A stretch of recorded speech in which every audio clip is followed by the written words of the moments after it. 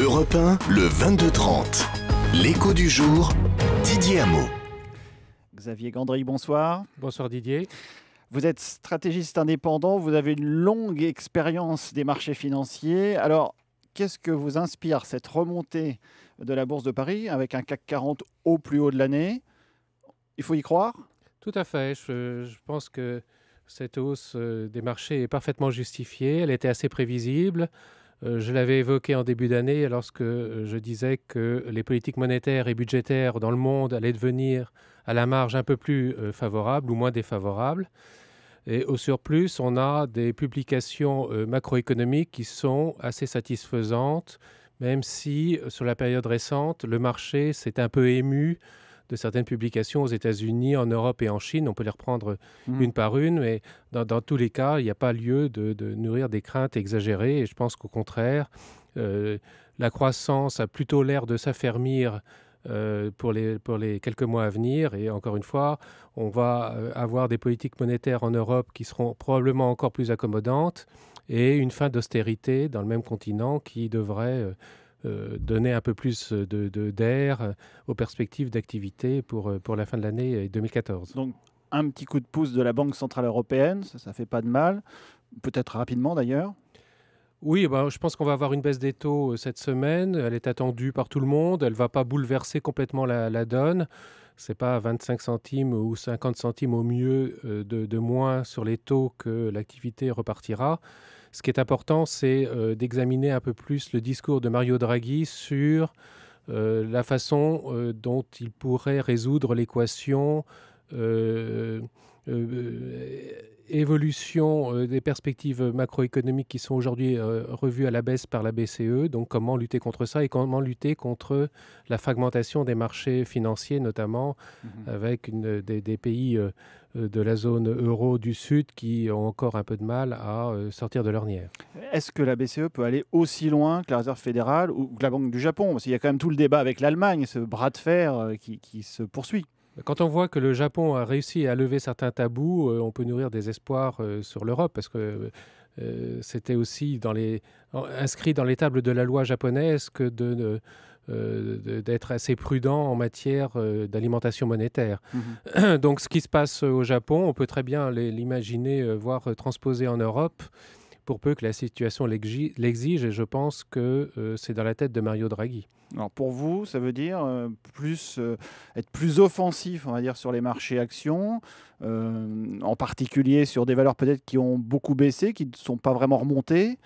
Oui, à partir du moment où effectivement je nourris un certain optimisme sur le marché des actions, il y a tout lieu de croire que des valeurs dites un peu plus à risque que la moyenne méritent intérêt. Je pourrais citer le compartiment bancaire, les assurances, les valeurs cycliques, à l'exception toutefois des commodities et tout ce qui tourne autour des matières premières, que je vois plutôt inscrit dans un mouvement de baisse tendancielle qui ne va pas s'apaiser aujourd'hui. Donc une reprise de risque un petit peu. Tout à fait. Je pense que l'idée qu'on se fait de l'évolution de la doctrine de la Banque Centrale Européenne et l'abandon progressif même à mots couverts de l'austérité dans la zone euro, tout ça devrait susciter des vocations de la part des investisseurs pour prendre un peu plus de risques. Les annonces de François Hollande là, sur un PEA élargi, on l'attendait un petit peu avec les PME dedans, c'est un bon point. C'est effectivement dans le rapport des deux députés socialistes. C'est un bon point, effectivement. Ça permet probablement à un moment ou à un autre de diminuer le coût du capital, puisque vous savez que quand le prix des actions monte, ça diminue le coût du capital, et diminuer le coût du capital, c'est absolument déterminant pour les entreprises. C'est une façon pour elles de les inciter à investir. Donc, tout ça va dans le bon sens. Avec aussi l'esprit d'entreprise dès la 6e, enseigné aux enfants. Oui, ça, c'est encore un peu cosmétique, mais c'est toujours important de faire évoluer la culture de l'entreprise en France, qui est assez en déficit par rapport à d'autres pays. Oui, et peut-être une sinistrose qui est alimentée aussi peut-être par un manque de connaissances globalement, des données financières, des enjeux peut-être. Oui, il y a une mauvaise connaissance de effectivement des logiques économiques en France, et puis la sinistrose, elle est nourrie aussi quand même par le fait que l'aggravation de la pression fiscale depuis quelques années et singulièrement depuis quelques mois est quand même assez forte. Et on a eu aussi des discours qui allaient dans des sens, dans des azimuts assez différents et assez opposés les uns des autres. Et donc un manque de visibilité du discours politique. Est-ce qu'il faut arbitrer? C'est une coquille quand même très utile, l'assurance vie. C'est vrai que les rendements baissent, mais d'un autre côté, il y a une protection fiscale qui est importante aussi bien dans les PEA que dans les assurances vie. Bien sûr, ce qui est vrai de l'assurance vie, il est vrai aussi de la caisse d'épargne. C'est-à-dire que les gens sont très sensibles à l'évolution nominale, même si l'évolution nominale reflète aussi un environnement déflationniste et donc en termes réels, la rémunération des livrets de caisse d'épargne et de l'assurance vie n'est pas négligeable. Mais il se trouve que l'évolution nominale étant orientée à la baisse, les clients souhaitent éventuellement prendre un peu plus de risques pour voir leur rémunération s'apprécier. Alors la prise de risque, on la voit aux États-Unis avec des marchés qui montent au plus haut, encore des records battus ces derniers jours. Ça vous inspire quoi? Parce que c'est quand même un petit peu effrayant de voir d'un côté des problèmes qui ne sont pas forcément résolus aux États-Unis, des problèmes budgétaires, puis de l'autre des records.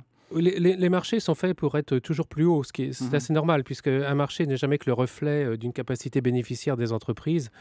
Or, les bénéfices des entreprises ont vocation à monter régulièrement, puisque la croissance économique monte. Donc, en termes nominaux, il est normal que les marchés soient au plus haut.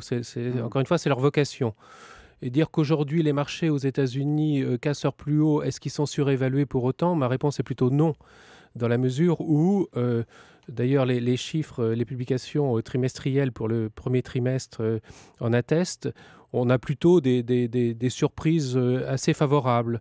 Donc la capacité bénéficiaire des entreprises américaines, qui elle aussi est au plus haut, quand on regarde les marges des entreprises cotées aux États-Unis, on a des niveaux jamais atteints. Donc le marché ne fait que refléter cet état de fait qui est que la croissance des États-Unis finalement est relativement solide, puisque lorsqu'on regarde encore une fois le premier trimestre, et si on retraite la croissance de la baisse des dépenses publiques et de l'effet stock, on a quand même une croissance de l'économie marchande qui est en hausse de 2,8%, ce qui est assez solide. Donc vous avez une croissance aux États-Unis qui est plutôt favorablement orientée. Vous avez des marges bénéficiaires qui sont élevées, une capacité bénéficiaire qui n'est pas entamée. Donc il est normal que les marchés le ratifient en montant. Et vous ne redoutez pas un effet réserve fédérale d'addiction, on va dire, à cette liquidité surabondante? Alors, il est très clair que l'action des banques centrales aujourd'hui n'est pas très académique. Dans la mesure où on imprime de la liquidité pour acheter des emprunts d'État, voire dans certains cas de la dette privée. Ce n'est pas ce qu'on apprend dans les livres. Pour autant, a-t-on vraiment le choix? Ma réponse est non. Je pense que les banques centrales ont une double vocation. Premièrement, la vocation, c'est, comme je le disais, de baisser le coût du capital, de la dette et des capitaux propres, en faisant monter le prix des actifs. C'est ce que la Fed fait très bien, pas tout à fait la BCE, mais la Fed en tous les cas. Et la deuxième vocation des banques centrales, c'est éventuellement de créer des évolutions nominales positives. Alors, des évolutions nominales positives, ça peut être par la croissance en volume et par les prix. Alors, je ne dis pas qu'il faut relancer l'inflation, je dis simplement qu'un petit peu d'inflation, ça ne fait pas de mal lorsque le stock de dette des États est au niveau que l'on connaît aujourd'hui. Merci Xavier Gandry, stratégiste indépendant. Et vous pouvez retrouver cette interview sur le site internet d'Europe 1, europe1.fr. Merci beaucoup.